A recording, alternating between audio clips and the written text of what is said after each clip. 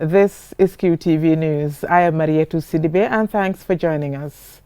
First, the main local, international and sports news headlines. Opposition GDC National Assembly member for Jimara constituency, Alhaji Sow, has declared his support and possible allegiance to President Barrow's agenda. Langton Bongtamba, the former Army Chief of Defense Staff, has ended a marathon 3-day session at the TRRC. Among other things, he denied widely circulated rumors that he was tortured. After rejection of his request for a motion for a reversal of the National Assembly's decision on the draft constitution bill, the National Assembly member for Serekunda spoke to journalists at a press briefing. The people of Basse district have praised President Barrow's government for the roads and bridges development projects in the region. In business news, the Association of Customs Clearing and Forwarding Agents held their annual general meeting AGM on Wednesday. In international news, Somalia breaks off diplomatic ties with Kenya over what it says is the latter's meddling in its political affairs. In sports news, the finalists for the Wafu B Under-20 Championship due to be played on Sunday have emerged, thereby securing their places in the total Under-20 Africa Cup of Nations Mauritania 2021. The North African zone of Under-20 qualifiers have started for teams from that region hoping to book their places for AFCON 2021 in Mauritania. Now, the local news in detail.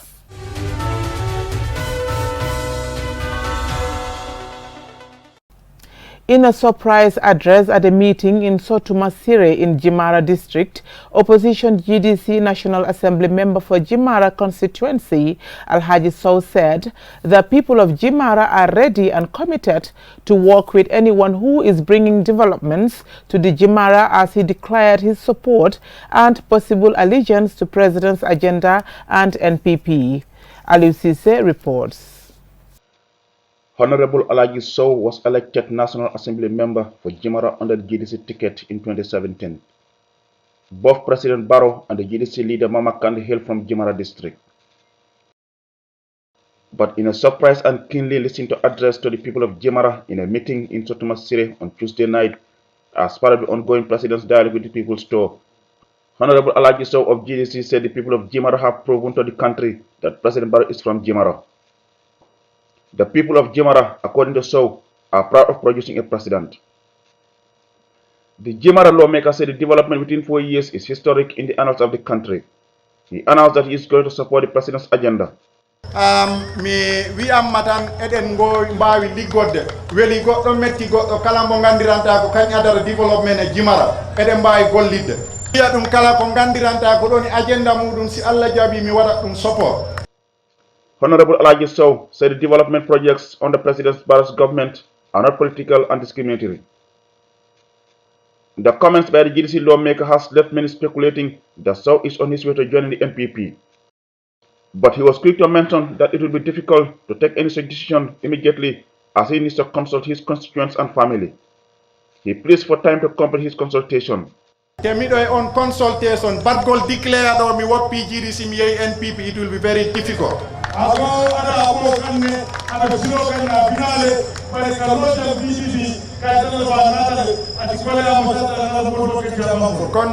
His Excellency Allah Jabi ko en golli do wetan.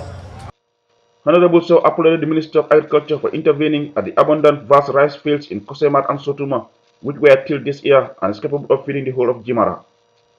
He also welcomes the construction of an eco-lodge in Sotuma to boost tourism in the area.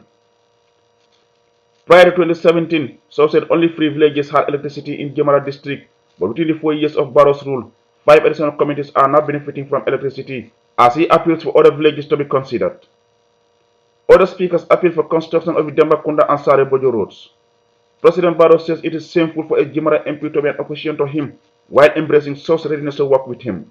Wole akendi kabringa president ya sodo fem mu Jimara ngoti ngamulo ngaba be ma be kafun nga do ko hani mamma kande ani membe do ko wala hani mamma kande ba daga ko de nga kumandile nga ina nga do ko. He again extended an open arm to the leader of the GDC, Mama Kande, to join him to develop the country. United by Jimara, but politics has created a distance between these two prominent figures in our country's political arena. Reporting for Qtv News from Basse in the Upper River region, I am Alu Sise. Langtombong Tamba, the former Army Chief of Defense Staff, has ended a marathon 3-day session at the TRRC. Among other things, he denied widely circulated rumors that he was tortured. In what was a record-breaking 3 days testimony before the Truth Commission, former CDS retired Lieutenant General Langtombong Tamba told the TRRC that he informed the authorities about Ndur Cham's coup plot when he got the news that Cham was planning to overthrow the Jammeh-led government in 2006. General Tamba said at the time, Jammeh was not happy with him because he blamed him for not using some jujus he gave them to apply in Peru when the under-17 were there to play in the Junior World Cup, resulting in the team not winning the tournament. With all that, the ex-general said he went ahead to call other top military officers at his house to inform them of what he had done to come up with his findings. When the coup failed, Ndur Cham fled the country and his people were arrested. The witness confirmed that one of those arrested, namely Daba Marena, was not part of the coup and he could not tell why he was implicated, leading to his arrest and killing. Tamba said a panel was set up by ex-President Jammeh and Bunja Dabo was the first to be arrested and he was the one who mentioned the names of the others involved. He told the commission that the panel involved people from different security agents, with the junglers used to be picking up detainees at the Mile 2 prisons to the NIA for interrogation. Tamba denied witnessing any torture during the interrogation of accused persons, saying no arms or weapons were allowed inside the interrogation room, as claimed by other witnesses. In day 2 of the marathon question and answer session about the work of the panel established to interrogate persons accused of involvement in the coup plot, he confirmed that he reported directly to the then President Jammeh, but would not accept lead counsel's suggestion that Jammeh was responsible for the overall operation of the panel. Are you afraid to say the obvious? Afraid of who? To say the obvious, that Yaya Jammeh was responsible. The obvious, it's very plain. But I don't need to emphasize that. But say it. Say it, General Tamba. Say it, that Yaya Jammeh was responsible for what the panel did. But is it not obvious? No, it's not obvious. It is obvious. We want to hear it Yaya from Jammeh you. sent them. It's obvious. I was sent there by Yaya Jammeh. It's obvious that I report to Yaya Jammeh.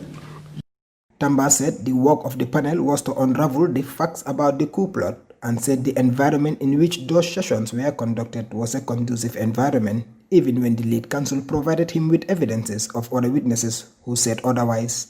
I've never seen such a smooth panel like that one. Simply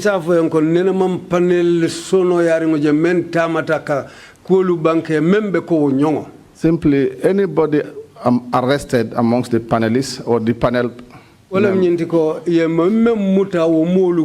the accused person, sorry, they confess freely before the panel.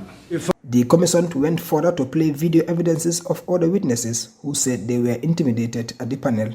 The witness still denies the evidence, saying no one was tortured in front of the panel. So this guy is lying that he was tortured. What's a camera? Inside the conference hall, it's a lie. Yes, he said inside the conference hall, it's a lie. That is a lie. And outside the conference hall? Was he tortured? I wouldn't know because I wasn't there. In a marathon exchanges between the ex-general and the lead counsel, Tamba still denied that the panel ever tortured any person at the interrogation panel to obtain evidences, even after showing and reading to him evidences of the junglers and victims in the said 2006 coup plot. After 2 days of denial, the witness finally accepted that victims were tortured to obtain confession from them. Do you now accept that you had knowledge that torture was part of the system of producing the confessions? Counsel, I have mentioned that. when Haidara reported to me, he confirmed and suggested to me that I should take it up with the president. Certainly, I took up my stand. On the third day of his testimony, the witness was asked about the issue of Daba Marena and co, who were killed, and later a press release was issued to say they escaped while transporting them to Janjambure prisons. General Tamba acknowledged involving in organizing of the press release with other security chiefs at the time, only to later realize that the release was a lie, as they were used as a cover-up to the president's orders to have those people killed. He expressed disappointment that ex-President Jammeh used them to lie to the public about that incident. On the issue of Sam Kambai, a military officer who was accused of committing a crime at Farafenni barracks and then taken to the NIA instead of the military police, Langtombong Tamba said he knew that was wrong, but that orders were given to him by ex-President Yahya Jammeh. In his own case in 2009, when he was accused of planning a coup, the witness said he was arrested and taken to the NIA, where he was questioned and later taken to the Mile 2 Central Prisons. What they did was, they had, of course, some sticks or batons, I'm not sure. They started hitting the tables. They said they will hit the tables so that if Solo Bojang hears that, he will feel that we have been tortured. Despite witnesses testifying before the commission that the ex-general Langtombong was seriously tortured on many occasions, leading to one of the prison officers losing his job for refusing to accept him inside Mile 2 due to his condition, the witness denied it all, saying he was never tortured, as the jugglers at the time knew he was not part of any coup plot. He told the commission that he would be pretending as he was tortured, but that had never happened. There was also a push and pull over whether a letter said to have been written by him to President Jammeh praising the president had been written by the witness. He claimed it may have been written by his legal representative. In his closing remarks, among other things, the witness said he saw Gambia facing bad times ahead, and then he envied the cohesion and unity he observed in Senegal. Babukar Sy, Qtv News. After the Speaker of the National Assembly ruled against his request for a motion for a reversal of the National Assembly's decision on the draft constitution bill, the National Assembly for Serekunda spoke to journalists at a press briefing explaining the rationale behind his intended motion. Momodu Laminchoy reports. What transpired at Parliament yesterday was another failed shot by a National Assembly member following the executive's failure to get in arms backing to pass the 2020 draft constitution bill late last September. Well, the next attempt for a breakthrough in the impasse came from the Namfa Serekunda this week, whose intention, as he put it, was to act with urgency to speed up the country's constitutional building process by offering some recommendations to his colleagues for consideration. And among the recommendations was for his assembly colleagues to change their decision to reject the second reading of the draft constitution bill. It's like we're reversing the process back to where we started. And then my second recommendation was the minister will either proceed with the second reading, and after the second reading we go to the committee stage where we will examine the bill clause by clause. And the committee stage can involve committee of the whole assembly. And when you have the committee stage, you can invite the faith groups, you can invite the specialists, the executive. Everybody will have a say in what they object in the provisions, and that would have given us an opportunity to decide what to do with those recommendations. Only the proactiveness of the executive and the legislature will make a meaningful progress for a referendum on the draft constitution, especially at such a time when the assembly is divided, with some members of the cabinet reported to have doubts about the draft constitution bill. For the National Assembly member for Serekunda, there could still be a room for a breakthrough through the collaboration between the executive and the legislature. But it is also significant to bear in mind that what I was actually also recommending is that the minister may even withdraw the bill. And then we will look at the Constitutional Review Commission Act, and that act we will have under the section that enables the TRRC to be experts who will be consulted by the National Assembly. My recommendation was that we look at the act to transform the CRC members into subject matter specialists who will be able to work with the committees. And the committees will be able to invite all those who matter to be able to review the Constitution clause by clause. I felt that if we engage in that practice, it is a faster, a speedier process than to allow the executive to be engaging in consultation, to come to a point where it comes up with a new bill, and then to bring that bill before the National Assembly. With all honesty, I am not convinced that such a route will end up in success. That shortcut, however, failed due to the Assembly Speaker's refusal to grant him a request to make a motion to allow him to speak before the House about the substance of his proposals for his earlier motion to go ahead. The Speaker relied on the standing orders of the House, citing that the request for a motion by the National Assembly member to make a statement is related to his previous application for a motion to ask the National Assembly to rescind its rejection of the draft Constitution Bill, and that this is not accepted by the rules of procedure of the House. The noun for Serekunda appears to have a different and one opposed to that of the Speaker's ruling. This has nothing to do with my original motion for the rescinding. That was the motion. And that motion was denied, so I never even made the motion.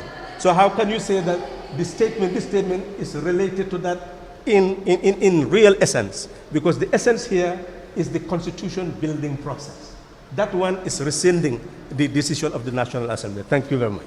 The road towards the Third Republic demands a new constitution, which is one of the major promises of the President Adama Barrow's government.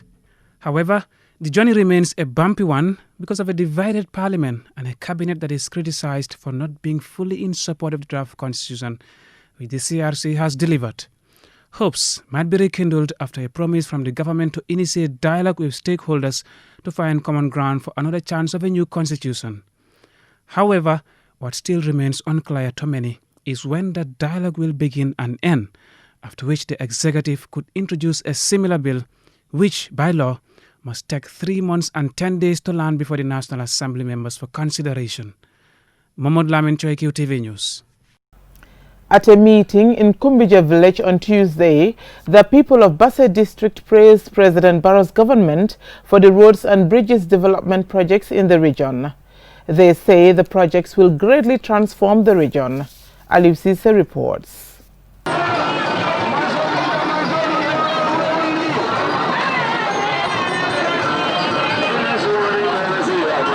This was the atmosphere at Kumbija village in the Basse district of the Upper River region, from where President Barrow emanates. At this meeting, the people of the region welcomed and appreciated the major roads and bridges projects being implemented in the Upper River region. They thanked the government for the construction of the Kumbija bridge, which leads to the village but had been in deplorable state. It is said charity begins at home, and the people of URR express commitment to support the government of President Adama Barrow, who is one of them. On behalf of our community, to convey our special vote of thanks for this excellent bridge that was constructed here.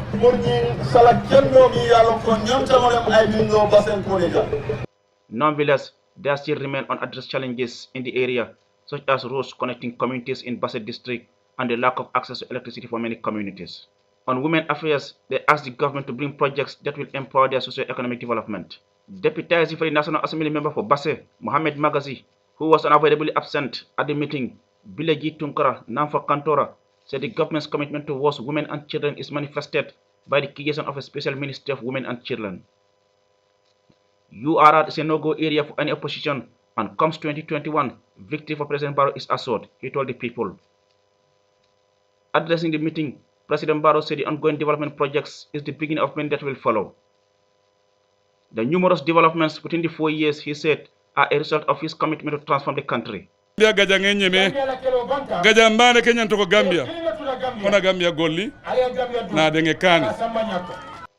called on the people of Basse to support him as he promised not to let them down. He re-echoed his earlier statement that he has no plan to stay long in power. Hamad Nkeba, the Minister of Tourism, recognizes the important participation of the people of URR in government politics, such as the late Hassan Kamara and Umar Sy, among others.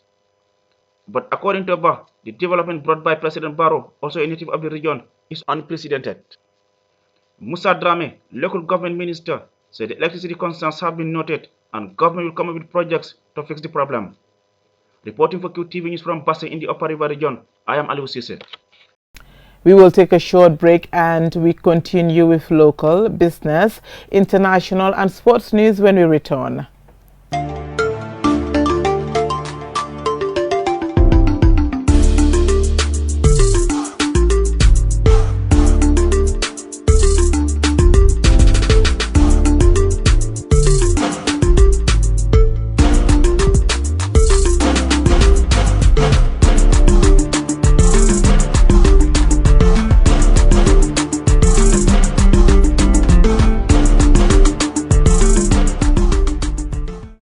Welcome back. In local news, the United Nations Development Programme, in partnership with the National Environment Agency, on Wednesday handed over fumigation materials to councils across the country to help in the fight against COVID-19. More in this report.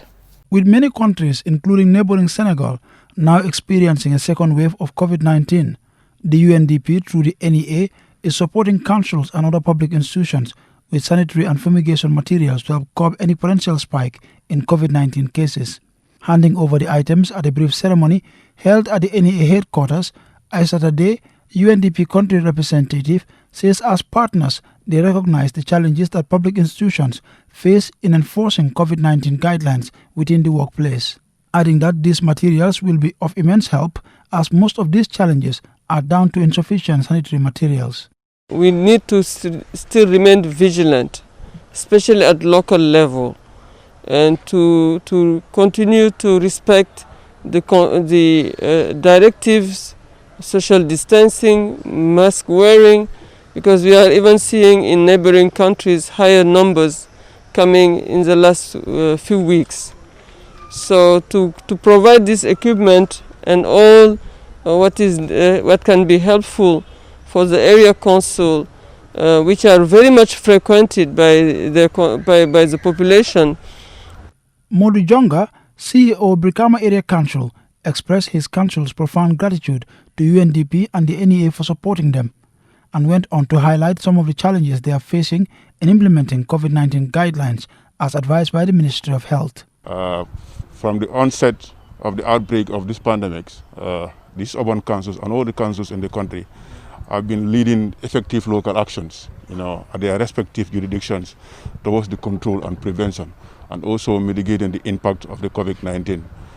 Clearly, today's donation will strengthen the interventions of all these urban councils towards the prevention and control of COVID-19. Representing the mayor of KMC, Lamin Diba, chairperson of KMC Sanitary and Environment Committee, says this support from the UNDP is highly significant. Help the council in a long way to fight COVID-19 or coronavirus, all right, because if you look at these materials, they are state-of-art materials, all right.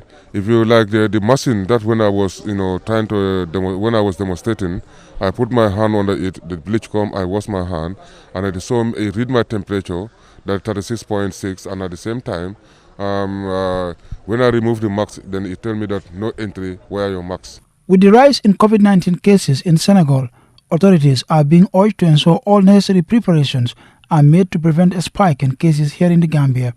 Hence the significance of such a donation. The Gambia has since March registered over 3,000 cases of COVID-19. Ansumane Sonyasi for Qtv News.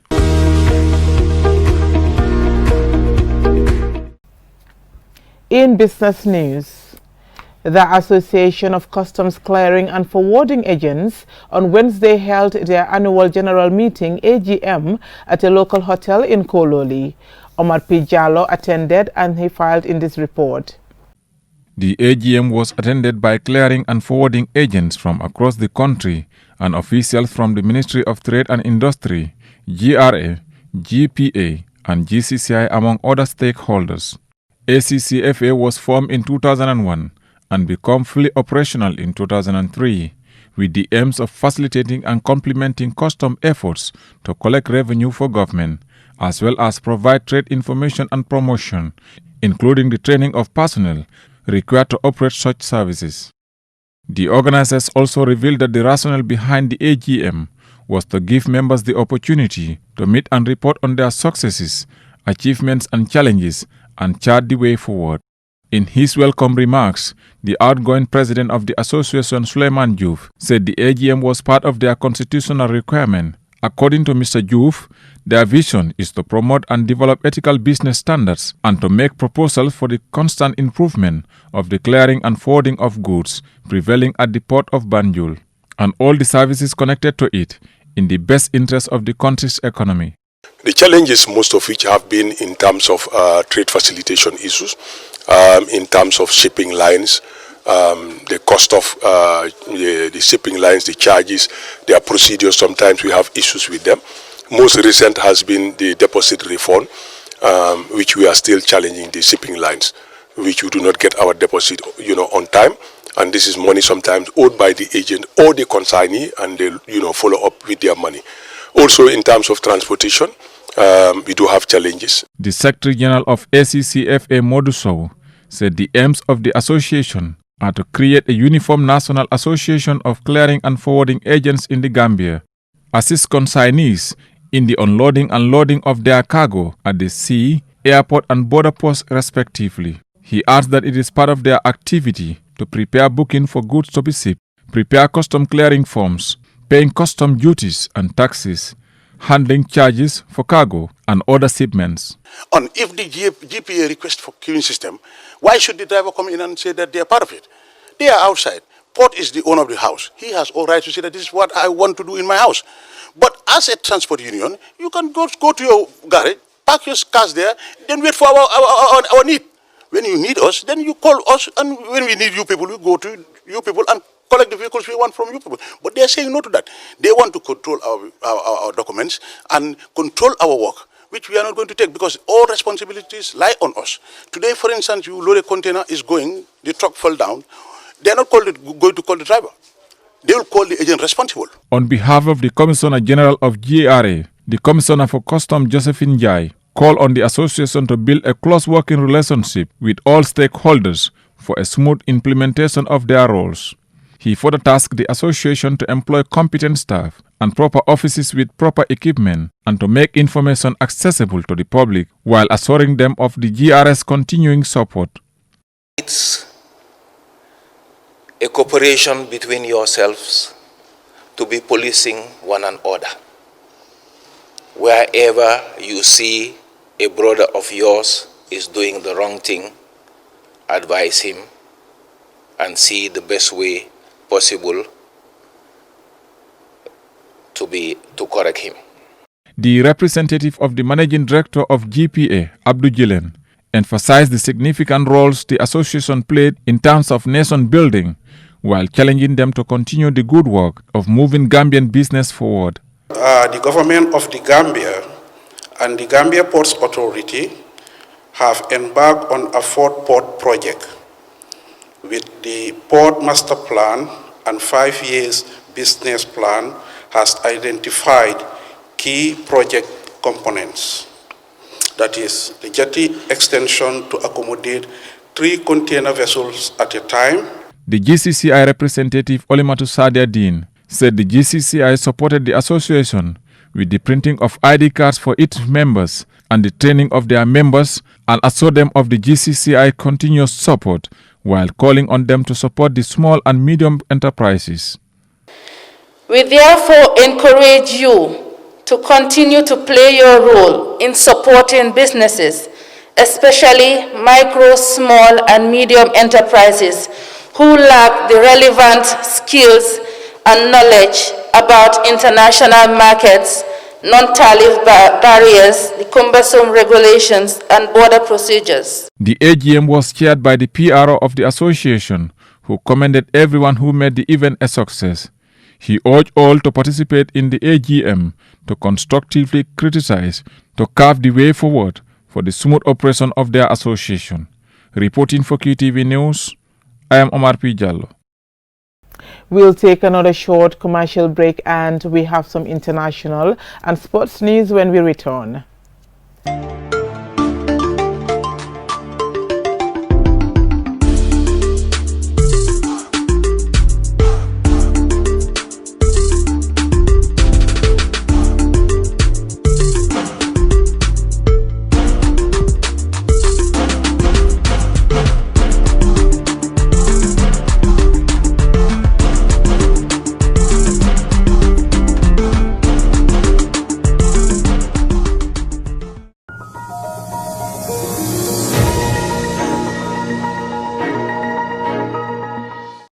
Welcome back.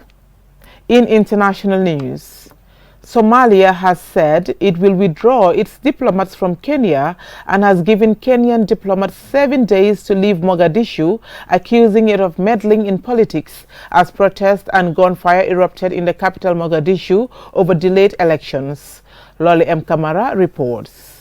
The move to cut ties comes after a 2-day visit to Kenya by Musebihi Abde, president of Somalia's breakaway region of Somaliland, that ended on Monday.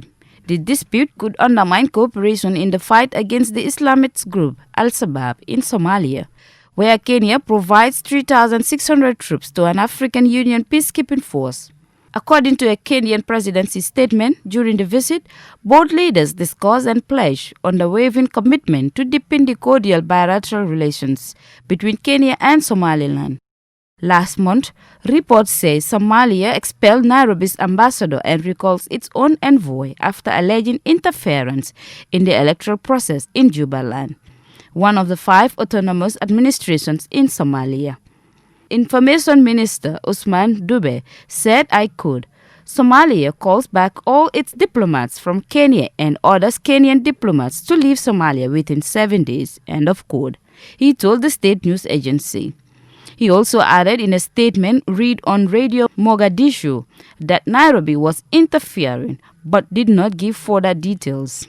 I quote, this is an answer to the constant political violation and Kenya's open interference in Somalia's independence, he said, end of quote. Kenya's government, which has yet to respond directly to the latest rebuke, had in early 2019 recalled its ambassador after Mogadishu decided to audition oil and gas blocks, only to re-establish relations in November last year. Furthermore, on Tuesday, Kenyan Foreign Ministry spokesman Cyrus Oguna noted that Kenya had been, I quote, very kind in accommodating some 200,000 Somalis at refugee camps. We have a lot of commonality between these two countries, said Oguna, quote ends. For QTV News, Lolly M. Kamara.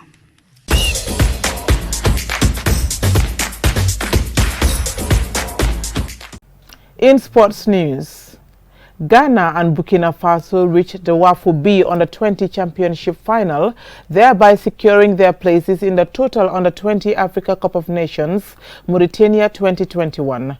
More in this report. Ghana and Burkina Faso reached the WAFU B Under-20 Championship final, thereby securing their places in the total Under-20 Africa Cup of Nations, Mauritania 2021. Both sides won their respective semi-finals in the Benin-based championship on Tuesday and will meet in Sunday's final. The young stallions of Burkina Faso sealed their final place after handing favourites Côte d'Ivoire a shocking 4-1 defeat at Stade Charles de Gaulle in Porto Novo. Goals by Hamed Ouattara, Kwame Botu and Ibrahim Basse helped the Burkinabés to their emphatic victory, with Brahima Ouattara getting a consolation goal for the Ivorians. Ghana's Black Satellites did it the hard way by beating Niger 5-3 on penalties at the Stade Charles de Gaulle in Porto Novo. After their match finished goalless, Ghana were left ecstatic following their hard-fought victory over Niger as they played to a goalless draw in regular and extra time. Substitute Frank Boateng scored the winning penalty for Ghana, who scored all their 5 kicks in the penalty shootout, while Niger's first kick went over the crossbar, seeing Ghana paving the way to the final. Burkina Faso will play Ghana in Sunday's final, knowing that they both have secured a place in Mauritania next year, along with Gambia, Uganda, Tanzania, Namibia and Mozambique, who have so far qualified for the tournament. Niger will play Côte d'Ivoire on Saturday in the third-place playoff. Ansumane Sonyasi for Qtv News. In the opening game of the Northern African Football Federation qualifiers of the Under-20 Total Africa Cup of Nations, Mauritania 2021, host Tunisia were held to a 1-1 draw by Algeria on Tuesday. More in this report. In a keenly fought match, Algeria took the lead through Mohamed Belloumi after 12 minutes, only for Adam Bellamin to equalize at the 33rd minute. Despite the best efforts of both sides, there were no further goals. In what should have been the second game, Libya were declared 2-0 winners over Egypt. CAF's COVID-19 guidelines require each team to have 11 players, including a goalkeeper, plus 4 substitutes, making 15 in all, to be able to take part in the game. Egypt's list for the match had only 14 players because of having many players tested positive for COVID-19. The qualifiers, which are played in one-leg robin format, includes Morocco, who did not play on match day 1. The two teams who reached the final will qualify to compete in the total Under-20 African Cup of Nations, Mauritania 2021. Ansmane Sonyasi for Qtv News. Before we end this bulletin, let's take a quick look at our main stories. Opposition GDC National Assembly member for Jimara constituency, Alhaji Sow, has declared his support and possible allegiance to President Barrow's agenda. Lang Tombong Tamba, the former Army Chief of Defense Staff, ended a marathon 3-day session at the TRRC. Among other things, he denied widely circulated rumors that he was tortured. After rejection of his request for a motion for a reversal of the National Assembly's decision on the draft constitution bill, the National Assembly member for Serekunda spoke to journalists at a press briefing. The people of Basse district have praised President Barrow's government for the roads and bridges development projects in the region. In business news, the Association of Customs Clearing and Forwarding Agents held their annual general meeting AGM on Wednesday.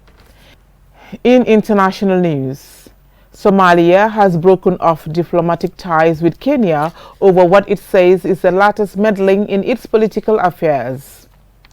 In sports news, the finalists for the WAFU B Under-20 Championship, due to be played on Sunday, have emerged, thereby securing their places in the total Under-20 Africa Cup of Nations, Mauritania 2021.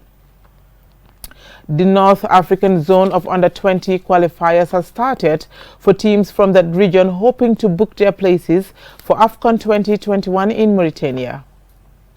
That's all we have for you in this bulletin of the news. Join us at 10 for another bulletin. Thank you for watching.